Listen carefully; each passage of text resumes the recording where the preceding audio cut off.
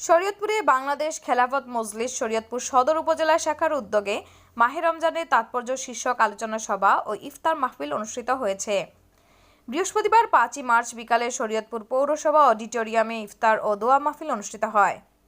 বাংলাদেশ খেলাফত মজলিস শরীয়তপুর সদর উপজেলা শাখার সভাপতি মাওলানা রিয়াজুল ইসলামের সভাপতিত্বে এই সময় প্রধান অতিথি হিসেবে উপস্থিত ছিলেন বাংলাদেশ খেলাফত মজলিসের মহাসচিব মাওলানা জালাল উদ্দিন আহমেদ।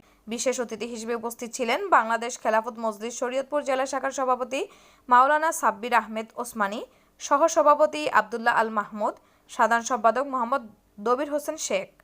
এছাড়াও 11 দলীয় ঐক্যজোটের নেতৃবৃন্দ, আইনজীবী, সাংবাদিক সহ বিভিন্ন শ্রেণী পেশার লোকজন উপস্থিত ছিলেন। বক্তারা বলেন, পবিত্র মাহে রমজান সংযম, আত্মশুদ্ধি ও তাকওয়া অর্জনের মাস। এ মাসে বেশি বেশি ইবাদত বন্দী করার পাশাপাশি অসহায় ও দরিদ্র মানুষের পাশে দাঁড়ানোর আহ্বান জানান তারা। আলোচনা সভা শেষে দেশ, জাতি ও মুসলিম উম্মার কল্যাণ কামনা করে বিশেষ দোয়া ও মোনাজাত করা হয়। পরে উপস্থিত অতিথিদের নিয়ে ইফতার মাহফিল অনুষ্ঠিত হয়।